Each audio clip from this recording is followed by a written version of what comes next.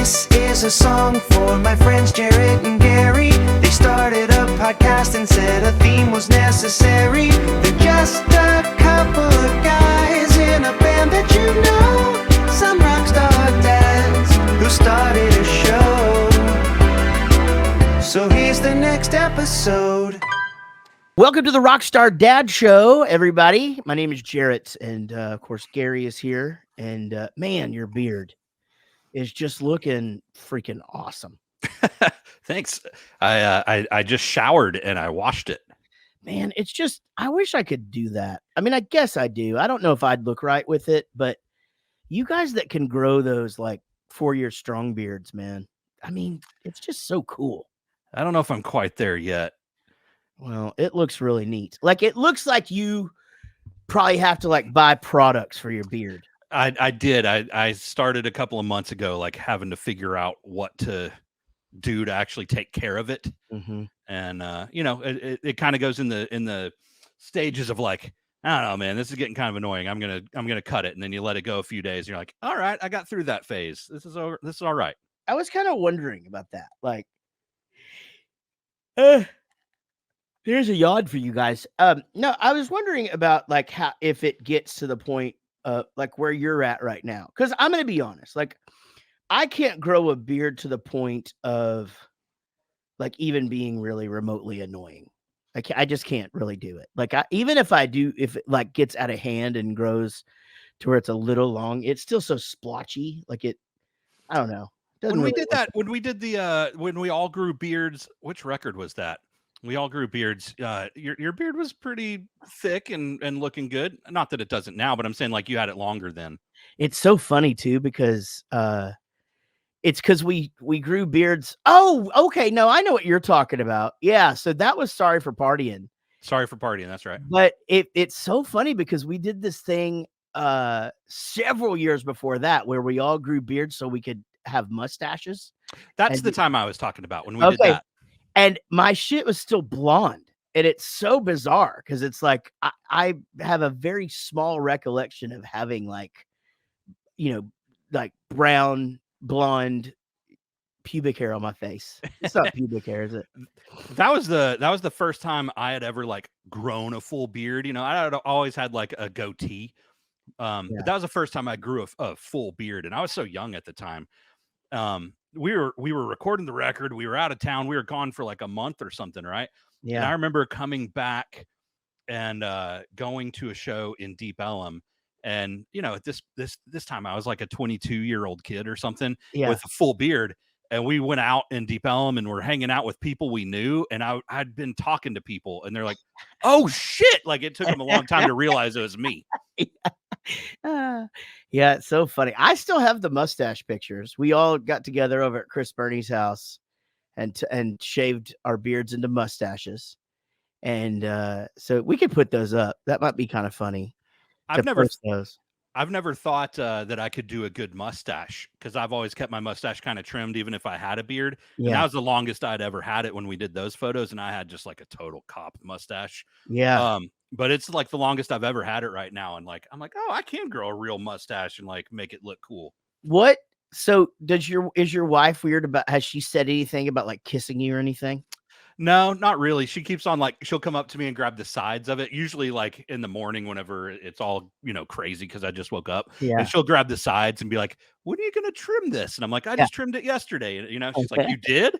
I was talking to somebody the other day and it's a dude that has one of those beards or whatever. And it just, and his wife was saying that she goes back and forth. She's like, I like the way that it looks, but sometimes it's weird kissing him, you know? And then of course, you know, my next thing is of course, yeah, but how does he feel about kissing you everywhere? You know? And, or, you know, and how do you feel about that? I guess, right. You know, when beard touches beard, so to speak. And it's Velcro. She didn't answer me. She just giggled like I was kidding. I really did want to know the answer, but no, I've never, so I don't know. I mean, the only way for me to get there is like out of control thing or whatever. And it just starts to, now mine's all gray, you know, and I know you can color them and Casey does put a little bit of like real hair color on mine when she does my hair, so it doesn't look fake. But like a lot of those over the counter things just look fake, and and it was put to the test one day because this is a true story. Is back when Eric was in the band, he was using this conditioner that had like a tint in it, and so it would color his beard, but it's like supposed to be subtle and shit, right? So it's like I guess everybody knows what I'm talking about. I guess that's how a lot of those products work, right? Like it's like a subtle change or whatever, so people don't go, "Oh, you dyed your beard." And some random dude comes back. So this got to be 2016 or 17. So this is a while ago, right? So where it's like, I think the only gray I had in my beard at the time was just like the part like right on my goatee, because that part turned gray first. Yeah. And the guy walks in and he goes, it was like a random friend, and there's no real reason to call him out because, quite frankly, Gary, I don't fucking remember who it was.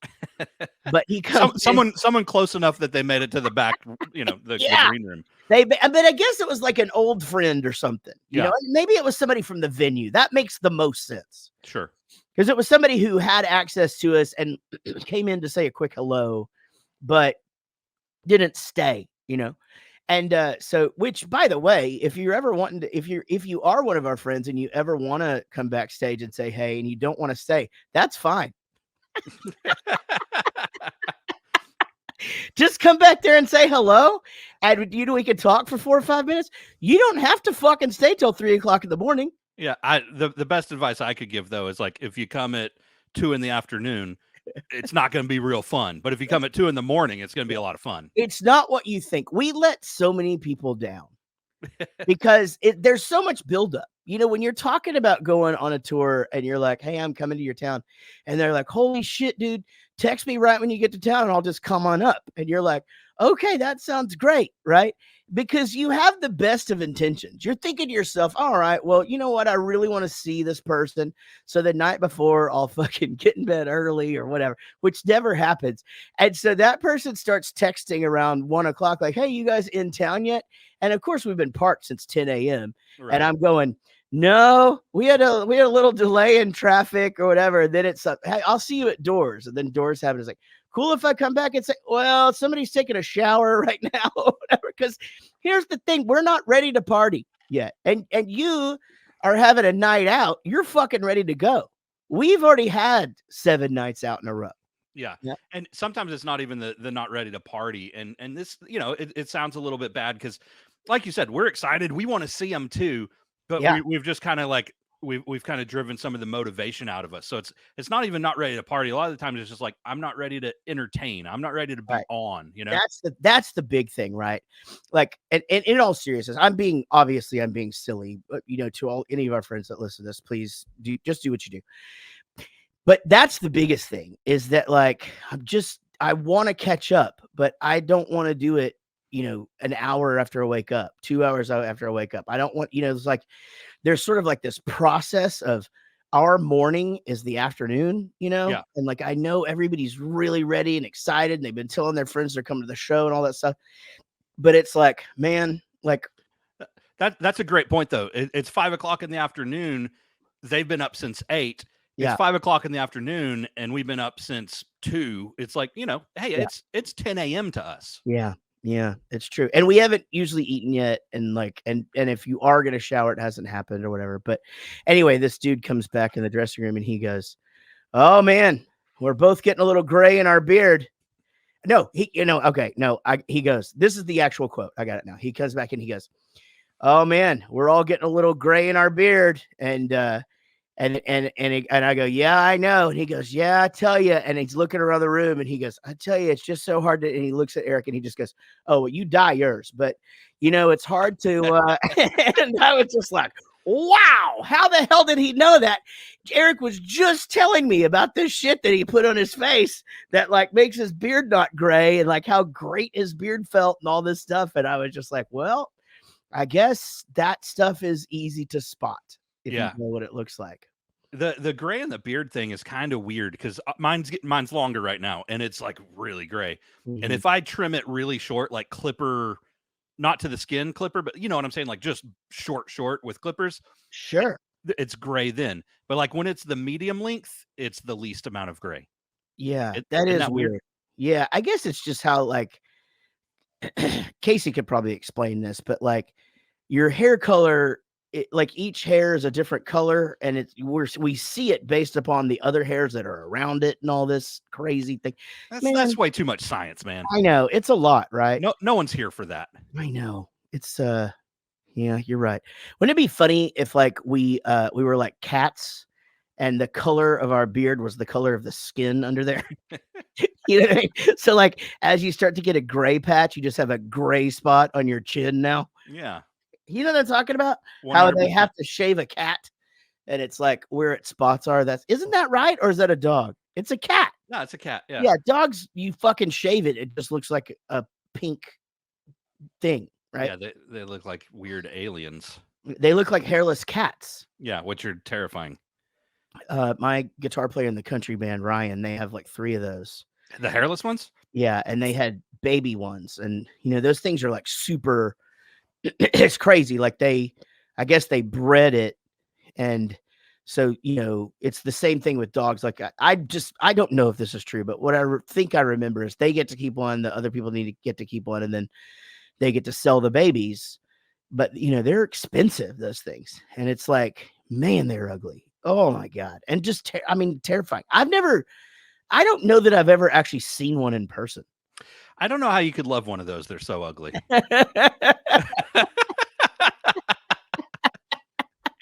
Right? I mean, man. I'm kidding, of course. But man, they do creep me out. I don't know. Maybe some people just have that they're so ugly, they're cute thing, you know? Because you know how that is. It's like there's certain things like that, right? Like you see like really, this is a weird example, but you know how like you see like those really ugly fish, like their face is all fucked up and shit, and you're just like, well, that thing is fucking adorable. Like I love it. And I don't really have a thing for fish. You know, you don't know what I'm talking about. I'm not sure which fish you're talking about because there's not a whole lot that I'm like, that's a cute fish. I will say like some are pretty, you know? Yeah. Well, yeah, there's definitely pretty fish. Yeah, I remember just being mesmerized at the fucking pet shop when I was a kid for those ones that like you just think they glow in the dark when you're a kid. Yeah. But they have a black light on them, you know? And they're like the cheapest fish you can get, right? They're like the ones that my mom had a fish tank and worked her ass off on that thing, by the way. And it was badass. But you know, every once in a while the fish would get this thing called ick.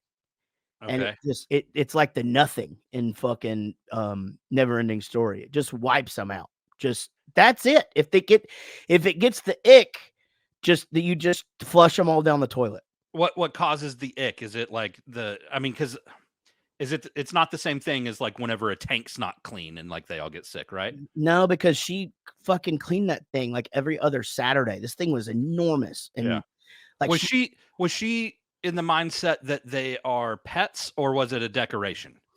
It was a decoration. And I think she, you know, I really, to be honest, I don't really remember if, you know, I think honestly, it was like a hobby kind of thing. Like I think it was something fun that she did.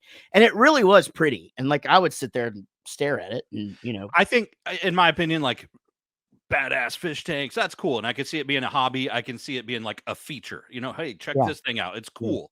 It's a decoration type thing. Yeah. I don't necessarily understand the fish as pets, but that's fine.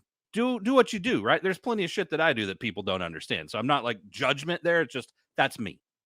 Yeah, no, I get it. Yeah. I mean, so I never had a fish that was like a pet until we got the one pet or the one fish that, he was a beta and he lived in the kitchen and he sat there where I usually sit and do my computer shit at the end of the day or the morning or whatever. And man, he just fucking loved me. Like he would hide if it was anybody else, but if it was me, he'd just sit there and just swim and look at me. Do you think there's actually a back and forth, some kind of interaction? There is no question. This fish would get fucking stoked when I would come up and it's not like I'm the only one that fed him. Right. It's not like, none of that. Like, I mean, he literally had something about, and I would talk to him and shit. And like I really did. I liked him. He was a kick-ass fucking fish. Huh. Interesting. Yeah. I had a like this pet frog. It was a gift whenever I was like in elementary school. And it was like this kit that came with this frog, and it's this tiny little bitty thing. And there was no interaction whatsoever between me and this frog. It didn't give a shit. I fed it all the time, and that's basically all it was. It was just this like chore. I got to go feed this thing. I got to go feed this thing. There was no back and forth on it. Right. Yeah, I get that. It's like I sort of don't get like, but see, it's funny because now that we have TikTok, like I always think about like, why would anybody want a pet turtle? Like, it seems like you would just, but now you see people whose turtles like do shit, and they get excited about stuff. And, there's this one TikTok that I follow where they got a fucking puppy. I swear to God, this is crazy, but they got a puppy and a turtle like at the same time. And those two just grew up together, and they play like the turtle, because not all turtles are slow, like they can fucking run, and so they run after each other and shit. Is this the one where because I saw a video the other day of like a little turtle that got put on like one of the like finger skateboards and just started chasing this dog all over. Oh yeah, yeah, I did. Now it could zip around. It was hilarious. I did see that too. That was fucking funny. And the dog knew how to. Speaking of this, man, and I know we're all over the place today, guys, but we haven't seen each other in over a week now. I don't. So Casey eventually at some point wants to get a bulldog, and I get it. We're not supposed to have these bulldogs because they're unhealthy and they can't breathe and all this shit, but she thinks they're fucking cute and they exist. So why shouldn't we eventually at some point give one a home? Right. I'm not crazy about the idea. Like, I like dogs that can jump up and get in my lap, especially when they're about 3 times the size that they're supposed to be able to do that. Like, I like for a dog to be in my lap and not be able to see the TV. I'm the same way. Like, I like big dogs. I'm not crazy about small dogs. There's some that are all right. It depends on their personality. Most of the time, they're just too yippy for me. But I love it when a big dog thinks it's a lap dog. Yeah, man. Well, you'd need to come to my house more, because I now have 2 of them. So Milo, who is a boxer mastiff, is usually in my lap. So my Australian Shepherd just gets on my fucking shoulder like a parrot. I'm serious. And I've seen him do that in the pool. Yeah, exactly. Oh, she was tiny then. Yeah. That's funny. But yeah, but anyway, I'll give in to this, but I want that little fucker, this little bulldog. I want him to be able to ride a skateboard. Yeah. And I'm certain that not all of them can do it, but man, is it funny when they do. Yeah. I bet that's one of those things, like, you just got to start them young. Yeah. Like, put them on it and sort of like slide them and just kind of just keep doing it. I heard something once, and it kind of relates to this. Okay. You can't teach an old dog new tricks. So don't go adopt one. Yeah. Yeah. Don't go get like a 6-year-old bulldog and be like, ride a skateboard, motherfucker. Speaking of dogs, so unfortunately, our good friend of the show, Gary Price, his mom passed away recently, and it's terrible and all that. But anyway, she had a dog, and so they have the dog at their house, and it's just this, like, if I say this, I think you know what I mean. It's like this little fluffy white dog. It's like just every fucking dog. Like, you know what I mean? Like, it just looks like a goddamn dog. Like that's the only way. Like, it's not a schnauzer, and it's not a long-haired thing, and it's not a poodle or whatever. It's just like the normal size, like in a movie, white dog. Not Alaskan, nothing. He just looks like she looks like a fucking dog, right? And anyway, I saw pictures of it, and I'm like, man, that little fucker's cute. And so they were like, well, we're trying to find a home for it. So y'all see if y'all have any friends or anything that might want to rehome her. She's real sweet. She's good in the house and all that. But she lived with an old lady. So she's like cool, because she's only like 3, I think. But there's certain things like their dogs will like came up and started sniffing its butt, and it was like, "Hey, what the fuck are you doing?" Because it had never had that happen before, Yeah. and just little things like that. Apparently, their dog, they have a border collie, and the border collie wanted to play, and the dog didn't know how to play, and then a few days later, that dog wanted to play, but it apparently wasn't play time. So the border collie wasn't having it. Anyway, just these dog dynamics going. But the funny part of the story is I was just like, well, I just want to come over there and hold that dog. And my wife, who is way across the room, just yells out, "Nope, you cannot hold the dog until it has the final home." She's like, "I know you'll pick that fucking thing up and it'll just live here." Pick it up and not put it down until you get No, home. I freaking love dogs, man. I love them. I just love animals, but I especially am fond of dogs, which is why I can't go to I don't even go down the aisle at the Trades Day thing. They have the pet aisle. I don't do that. It's man's best friend. What's not to love? I know, and you feel so bad for them because it's either hot or cold, and like it looks like their house, whatever the house of the breeder. I'm sure this is terrible for me to say, but wherever they live, it looks like it sucks, and what I mean? We have a neighbor, not like a direct neighbor, but in our neighborhood neighbor. And she has one of those, I don't know what kind of dog it is, but it's like a Asian-y wolf looking completely white dog. Yeah. Okay. Yeah. I don't know what that is, but it's mid-size. It's mid-size. Yeah. Probably like 40 to 55 pounds. It's funny that you would say that. It's called an Alaskan something, but we just looked this up because that's what my fiddle player had when he was a kid. And he wanted to know if this little dog that I was talking about looked like that. And I said, "No, I already told you. It just looks like a fucking dog." Yeah. Well, it's the funniest thing because if it's cold outside, they bundle this Alaskan thing up in a sweater. Yeah. And I mean, the dog just looks like a winter dog, right? But if it's cold out, they bundle it up in a sweater and they put little freaking booties on it. And it just walks like, have you seen the cats when they put tape on their it walks like this, like the dog is not happy. And then they've got different booties if it's raining or if it's wet out. They got like galosh type things. And the dog, it just hates it. You can see it. Yeah. Dogs are so funny because they're obviously used to being in the house. So you don't know, but they don't like both our border collie and our mastiff.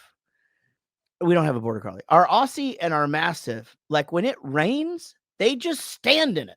It does not, they don't give a shit. It's just another day to them.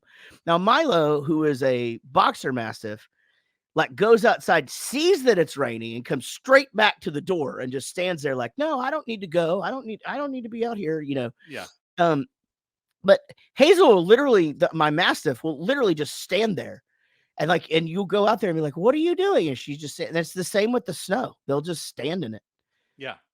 There's a dog on, there's another dog on TikTok that like waits for it to snow. It's an Alaskan, it's a husky, Siberian husky. And it snows wherever they live a few times a year and it won't come inside. It fucking sleeps out there. It just loves it. It's like, I've got a friend that has a husky, and anytime it's cold here or snows out here, like it just sits at the door waiting to go out. And when they let it out, it just goes outside and like lays on the ground and it's just extremely happy. Like they always send pictures of it. Like it's just out there loving life. It's cold outside right now. And they'll call it in and it looks at them like, "Nah, I'm good." Yeah, I'm cool. Like they know. Yeah, instinct is weird, isn't it? Well, dogs also like follow energy, right? Mm-hmm. And my dog's like nervous as all get out, right? Yeah. And a lot of dogs get nervous whenever there's storms. We do the thing, you do the thing, I do the thing. Whenever there's a storm, like I go sit on the patio, watch it come in, especially if it's like tornado type stuff, like I'm telling Nick, get the closet ready. And the kids know, like, we don't need to be worried unless dad looks worried. Then it's time to go to the closet. You're the flight attendant, basically. Yeah. Same. Yeah, exactly. But whenever I'm out there watching the storm, my dog just sits by my feet and is calm as all get out. It can start hailing, it starts going crazy, and it just sits by me. Is not nervous at all. Yeah, that's funny. Yeah, that's interesting because my dog's as well not scared of storms at all. Like they're does not affect them.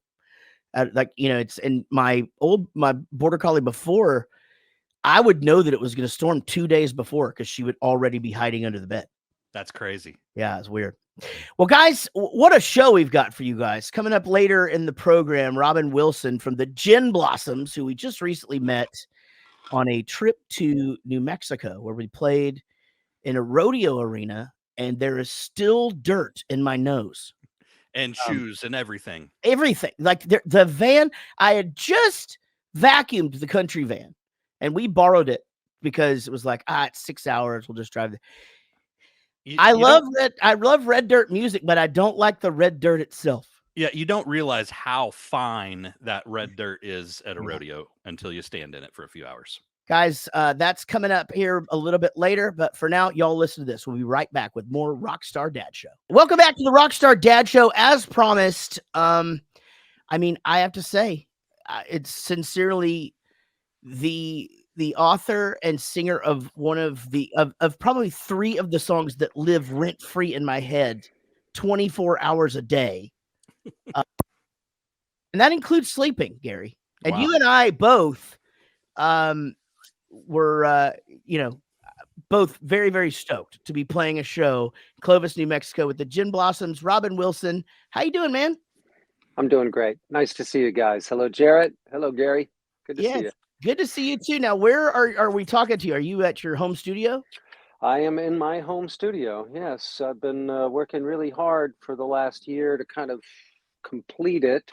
I was down here during the pandemic doing a lot of live streams, and then my house burned down in the pandemic. And so it took about a year and a half to rebuild. And when I moved back in, I had a blank slate for the studio. So I started from scratch, and I just kind of went crazy. I ran a studio in Arizona for 20 years, and I really miss it. So when I had the opportunity to do this place right, I went all in. And so it's a pretty professional operation down here, but we're still getting it fine-tuned, working out kinks in the headphone mixes, etc., experimenting with microphones and that sort of thing. But yeah, it's pretty nice down here. I got some good stuff. Where are you located now? Not in Arizona anymore? No, I live on Long Island in New York. I live in a town called Valley Stream, and this is my ex-wife's hometown, and this is where my son is going to grow up, or has grown up.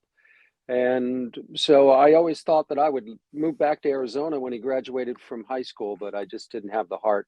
So I ended up moving into this house, and this is actually my ex-wife's childhood home. What? She inherited this house from her parents, and this is where my son grew up for the most part until he was about 16 years old. He lived in this house. And we all lived here together as a family until my ex and I split up in 2010. And it just became the best thing for the family for me to move back into this place. And I figure since ultimately it belongs to my son, he's going to inherit it one day.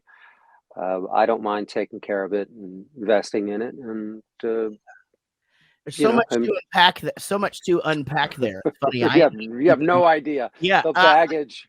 No, but I mean, well, and again, that's what got us to talking. It was a bit of a whirlwind of a day when we played together, but we met, after the show at the hotel in the lobby, and we started talking about, just life and stuff. And you had mentioned that you lived on Long Island, and that always gets me into the conversation of, why do you live there? And I lived there. You wanted to stay and be there to watch your son grow up, and that's such a rock star dad thing to do, and it's a decision I too had to make. My kids were 9 and 6 whenever I got divorced, and it was like LA was calling. I could finally leave Texas, but there's no way I was going to do that. And I think just already from just talking to you that really wasn't even. Did it even enter your mind when you guys got divorced? Leaving there. I thought at first that I would leave when he graduated from high school. Right. Yeah.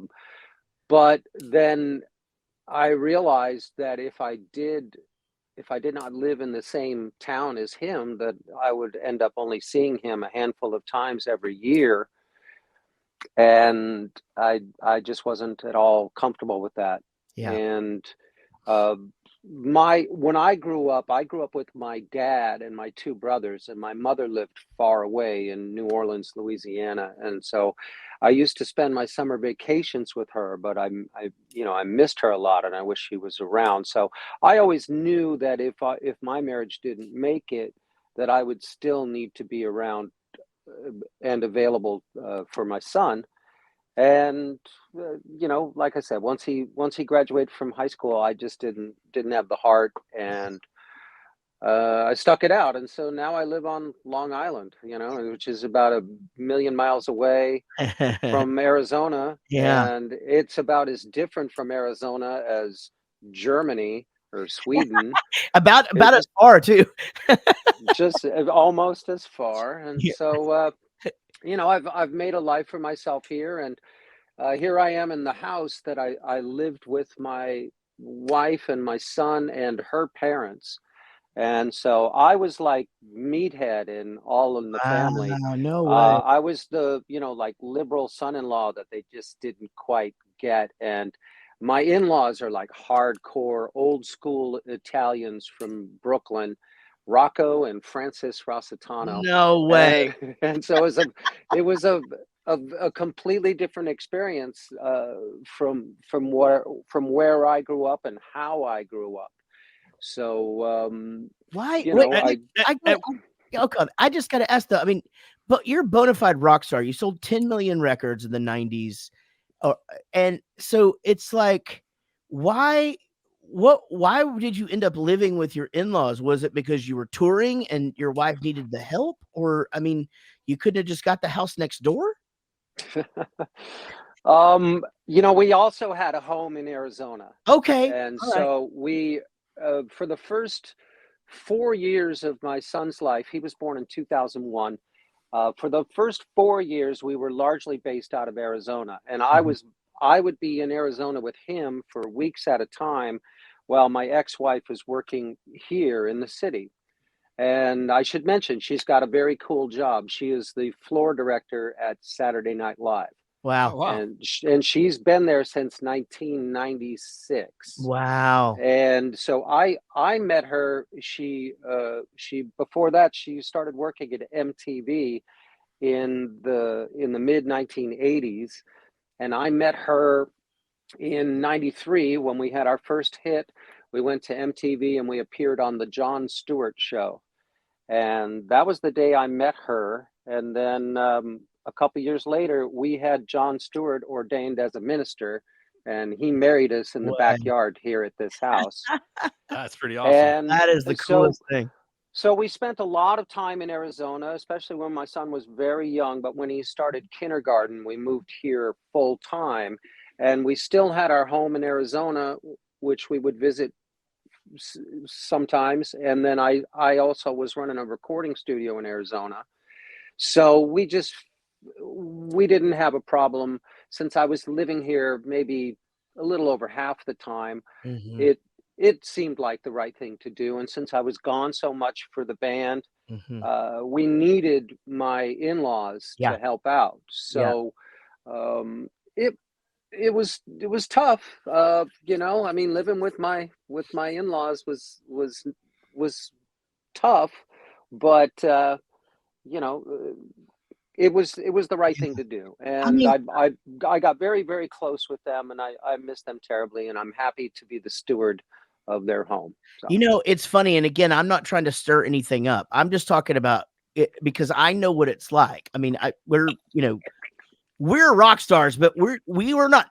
I mean, let's be honest. Like, you guys were still like, it was still 90s was still, there was the excess and like just this insane amount of money being spent all the time on you guys or whatever. And it's like, you're going out on the road or whatever, and then coming back. And I mean, that's because we talk about re-entry, like coming back home from tour or whatever. And there's always this adjustment, right? No matter who you are, what you are, how badass your wife is, how cool your kids are, whatever. There's an adjustment coming back home from whenever you need AA batteries, they just appear in front of you. You know, there is just, you know what I mean? There's like, and Of course. you decide you don't like what they have provided for lunch. And so you just say that you want something else and it just appears in front of you.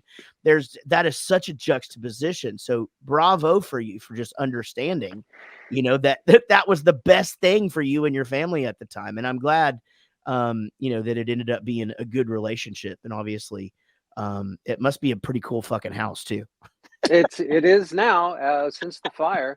You know, when I moved back in here about 5 years ago, you know, I really wasn't looking forward to it, but I was able to make it my own, and I got comfortable pretty quick. And I had a rudimentary studio down here in the basement. And but since the fire, we got to completely rebuild the house. And so it's really quite lovely. And I've definitely made it my own. And you know, I'm a kind of a celebrity in the neighborhood.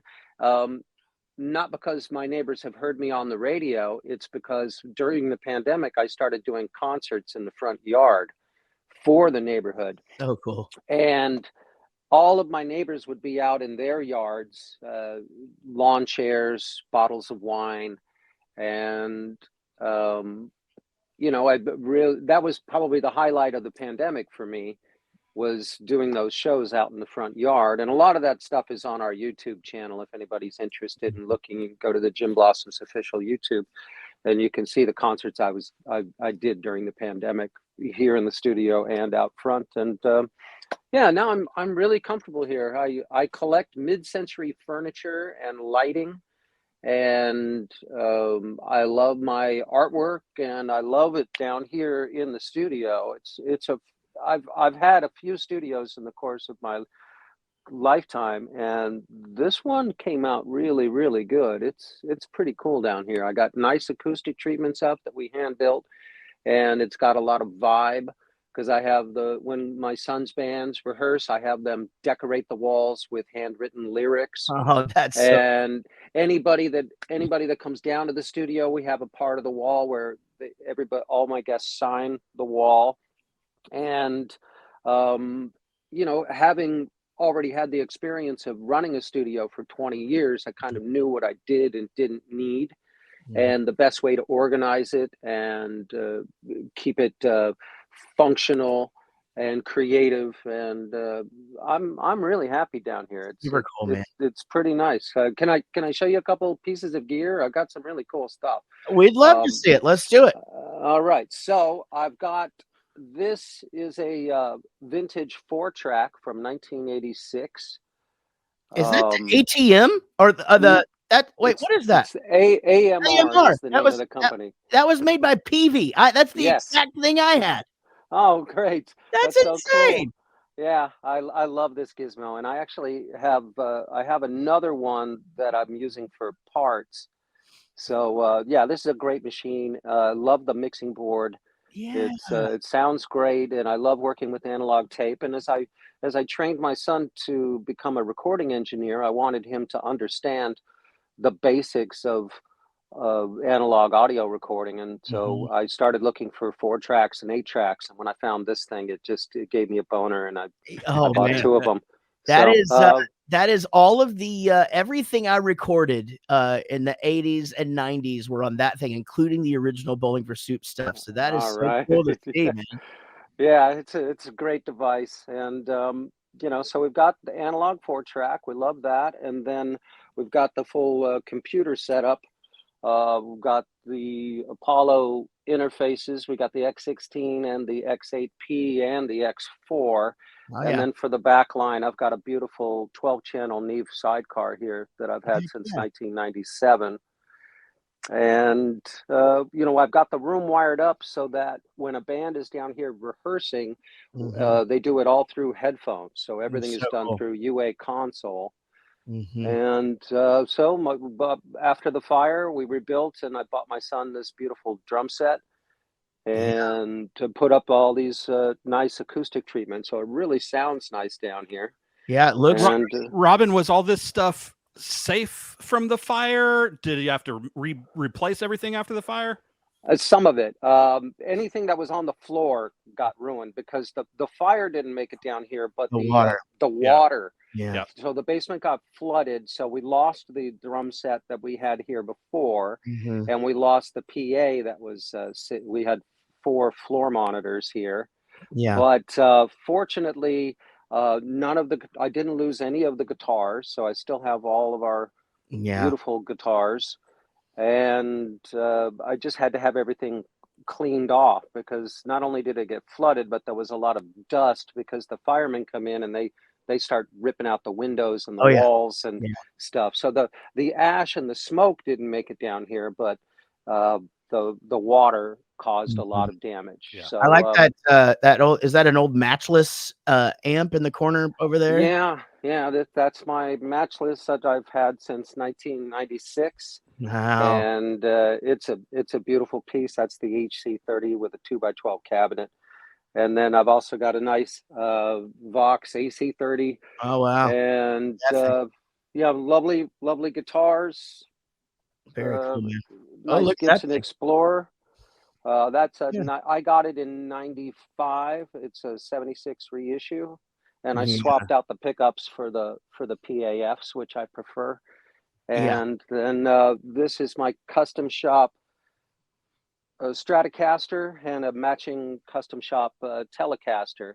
Very cool. Got the same appointments and paint job. And here I got a '64 Gibson acoustic, a couple of Rickenbackers, and lots of cool stuff down here to play with. You know, So is and that those guitars and stuff, is that stuff that stays home?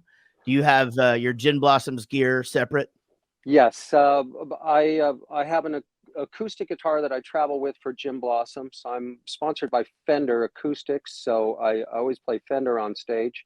And I've got one that I travel with that is a pretty trusty piece. And we also, our band keeps a storage room in Nashville full of Okay. gear. And so anytime we start a bus run, we fly the crew out to Nashville and they load up from there. Yeah. Yeah. And so yeah, I don't really this gear doesn't really come with me. Although recently I was doing some shows with my other band. I don't know if you guys have heard, but I get to sing lead for one of my all-time favorite bands, the Smithereens. No way. And I didn't know. yes, so I've been playing with the Smithereens for about 5 years now. And I only have the time to do about 10 shows a year, but earlier this year we were on tour and I was playing my Rickenbacker and some of the pedals and stuff. So Smithereens, we did, Girl Like You at my senior talent show. all right. We did Girl They're Like You so by the awesome. Smithereens and Firewoman by the Cult is what we did. Oh yeah. Yeah, it's a I big gig. love the I love the Cult. I've got a She Sells Sanctuary tattoo No right way. here, Yeah, just above my Blood and Roses tattoo.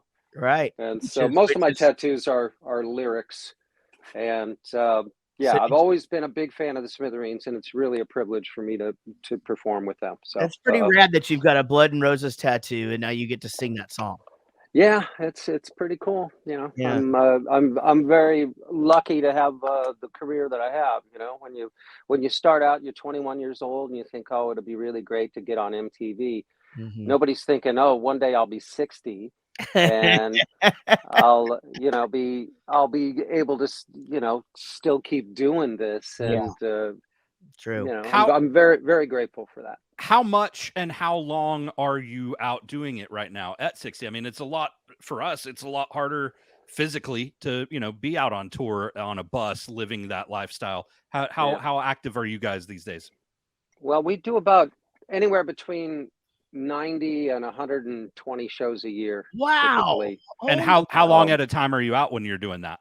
well, it's mostly weekends. Through most of the year, we just play on the weekends, and then in the summertime, we're out pretty much. Excuse me.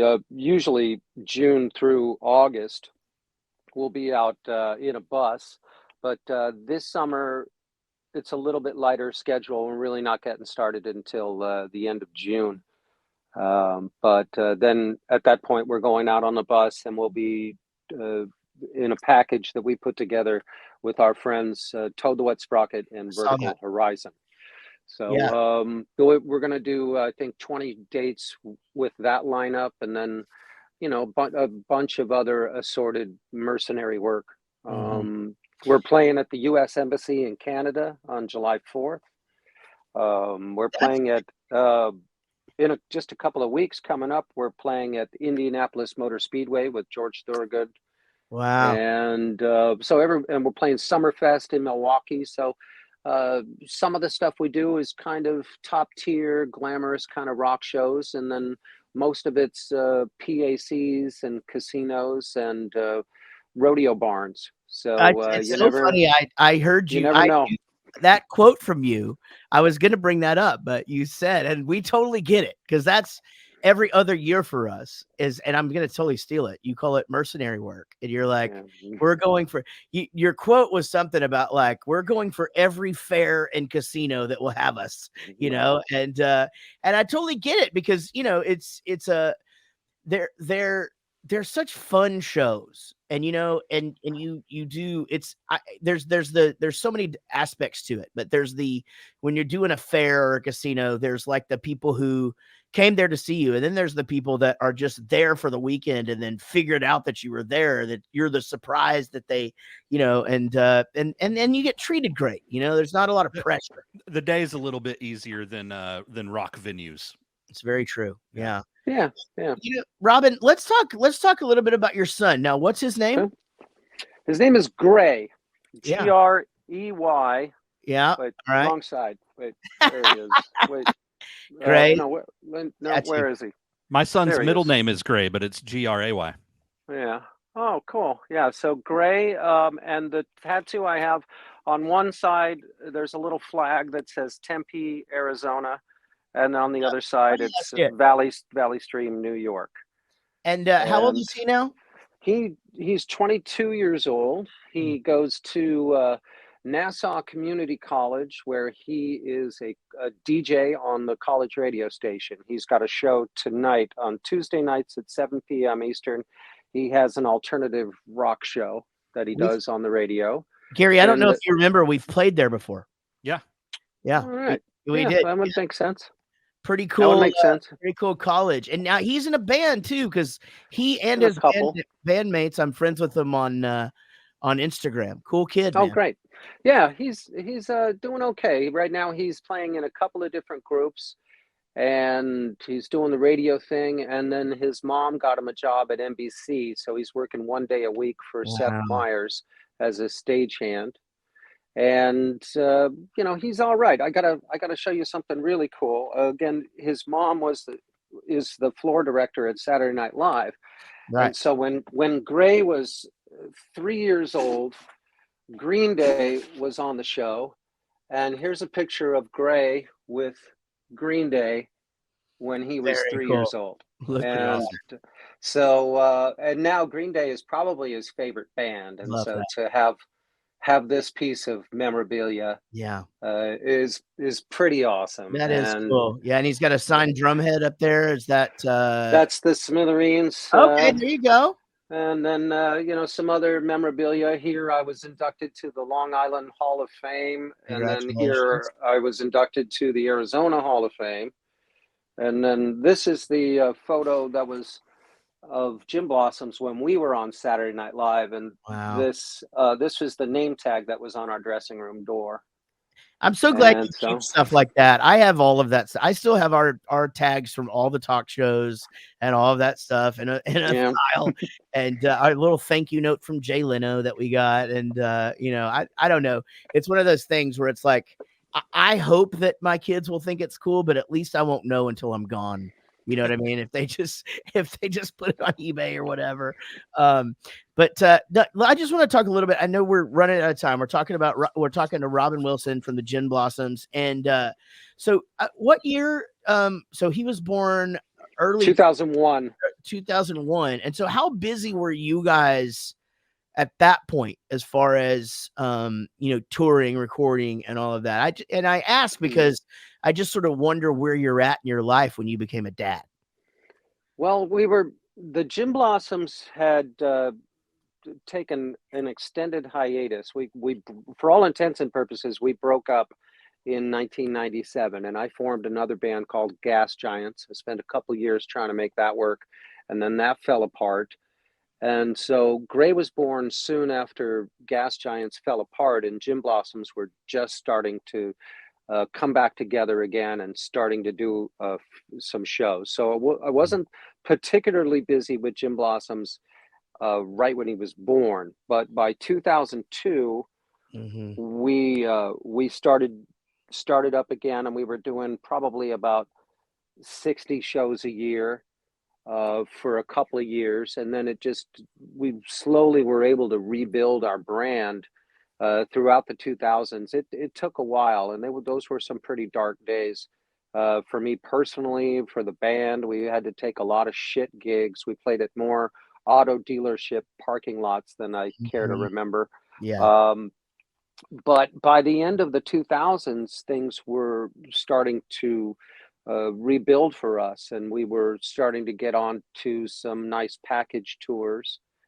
And so ever since about 2010, ever since about 2008, we've been doing somewhere around 100 shows a year.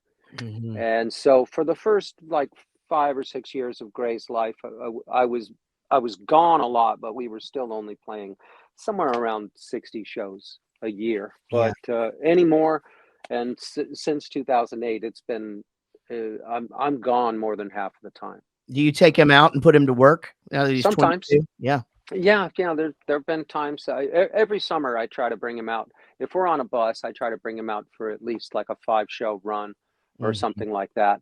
And then when I did the tour recently with the Smithereens, he came with me on that, and he was there for 4 shows on the Smithereens tour.